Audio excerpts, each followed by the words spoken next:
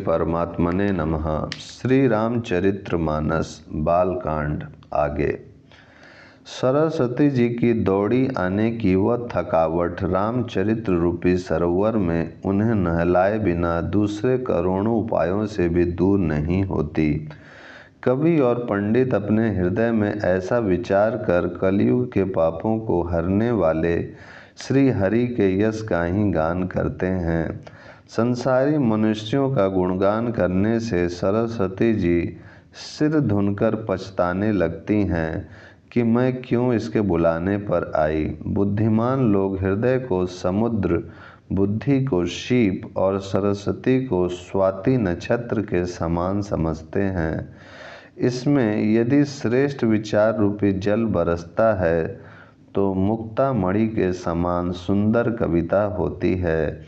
उन कविता रूपी मुक्ता मणियों को युक्ति से भेद कर फिर रामचरित्र रूपी सुंदर तागे में पिरोकर सज्जन लोग अपने निर्मल हृदय में धारण करते हैं, जिससे अत्यंत अनुराग रूपी शोभा होती है।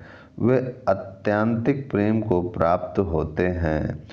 जो कराल कलयुग में जन्मे हैं, जिनकी करनी कौवे के समान है और वेश हंस का सा है, जो वेद मार्ग को छोड़कर कुमार्ग पर चलते हैं, जो कपट की मूर्ति और कलयुग के पापों के भांडे हैं, जो श्री राम जी के भक्त कहलाकर लोगों को ठगते हैं, जो धन, लोभ, क्रोध और काम के गुलाम हैं, जो धिंगा धिंगी करने वाले, धर्मध्वजी, धर्म की झूठी ध्वजा फहराने वाले दंभी और कपट के धंधों का बोझ ढोने वाले हैं, संसार के ऐसे लोगों में सबसे पहले मेरी गिनती है।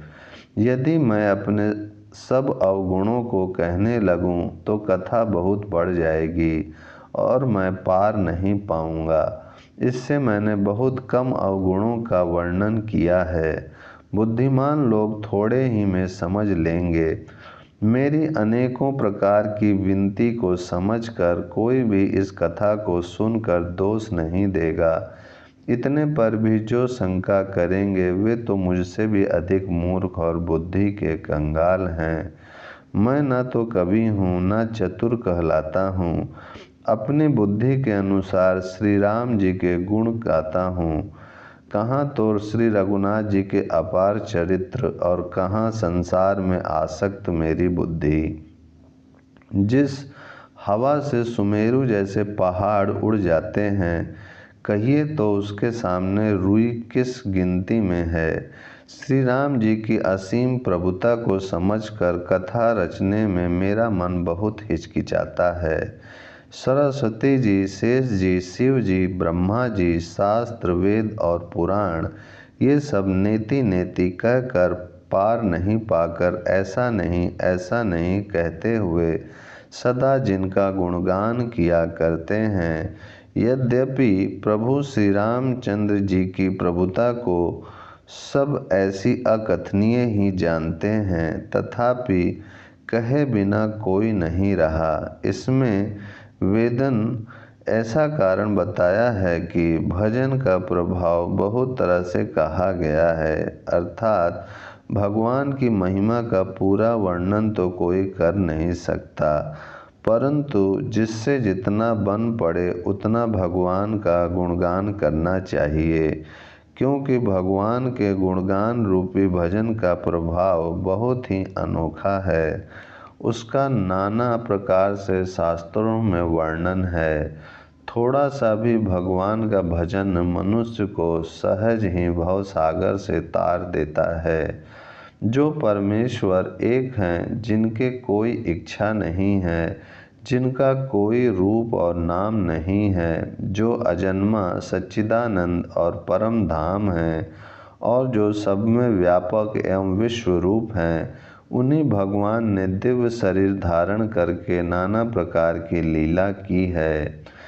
वह लीला केवल भक्तों के हित के लिए ही है, क्योंकि भगवान परम कृपालु हैं और शरणागत के बड़े प्रेमी हैं, जिनकी भक्तों पर बड़ी ममता और कृपा है, जिन्होंने एक बार जिस पर कृपा कर दी उस पर फिर कभी क्रोध नहीं किया।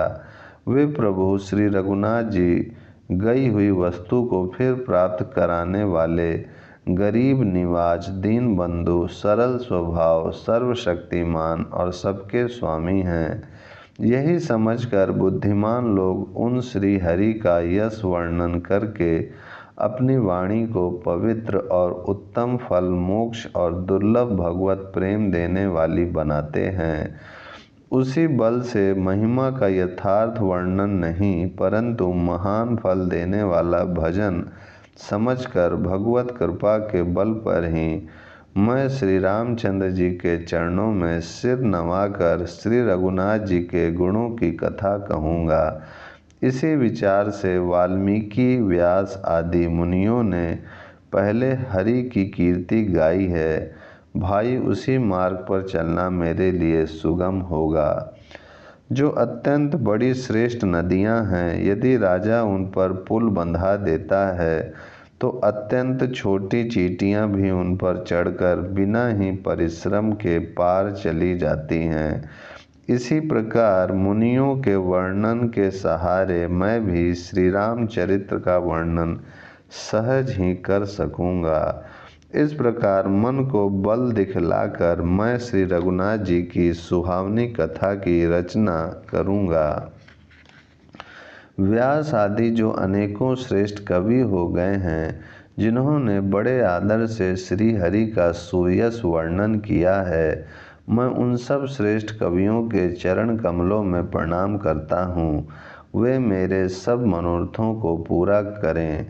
कलयुग में भी उन कवियों को मैं प्रणाम करता हूँ जिन्होंने श्री रघुनाथ जी के गुण समूहों का वर्णन किया है। जो बड़े बुद्धिमान प्राकृत कवि हैं, जिन्होंने भाषा में हरि चरित्रों का वर्णन किया है। जो ऐसे कवि पहले हो चुके हैं, जो इस समय वर्तमान में हैं और जो आगे होंगे, उन सब को मैं सारा कपट त्याग कर प्रणाम करता हूँ। आप सब प्रसन्न होकर यह वरदान दीजिए कि साधु समाज में मेरी कविता का सम्मान हो, क्योंकि बुद्धिमान लोग जिस कविता का आदर नहीं करते, मूर्ख कवि ही उसकी रचना का व्यर्थ परिश्रम करते हैं।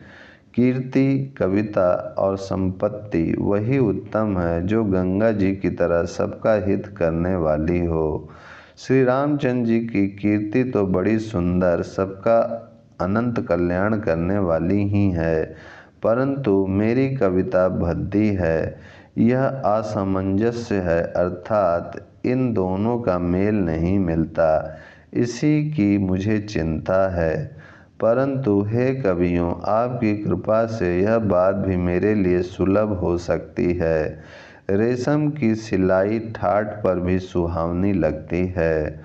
चतुर पुरुष उसी कविता का आदर करते हैं जो सरल हो और जिसमें निर्मल चरित्र का वर्णन हो, तथा जिसे सुनकर शत्रु भी स्वाभाविक वैर को भूलकर सराहना करने लगें। ऐसी कविता बिना निर्मल बुद्धि के होती नहीं, और मेरे बुद्धि का बल बहुत ही थोड़ा है। इसलिए बार बार निहोरा करता हूँ कि हे कवियों, आप कृपा करें जिससे मैं हरि यश का वर्णन कर सकूं। कवि और पंडित गण, आप जो रामचरित्र रूपी मानसरोवर के सुंदर हंस हैं, मुझ बालक की विनती सुनकर और सुंदर रुचि देखकर मुझ पर कृपा करें। मैं उन वाल्मीकि की मुनि के चरण कमलों की वंदना करता हूँ जिन्होंने रामायण की रचना की है। जो खर राक्षस सहित होने पर भी खर कठोर से विपरीत बड़ी कोमल और सुंदर है, तथा जो दूषण राक्षस सहित होने पर भी दूषण अर्थात दोष से रहित है। मैं चारों वेदों की वंदना करता हूँ। जो संसार समुद्र के पार होने के लिए जहाज के समान है और जिन्हें श्री रघुनाथ जी का निर्मल यश वर्णन करते स्वप्न में भी खेद, थकावट नहीं होता। ओम शांति शांति शांति।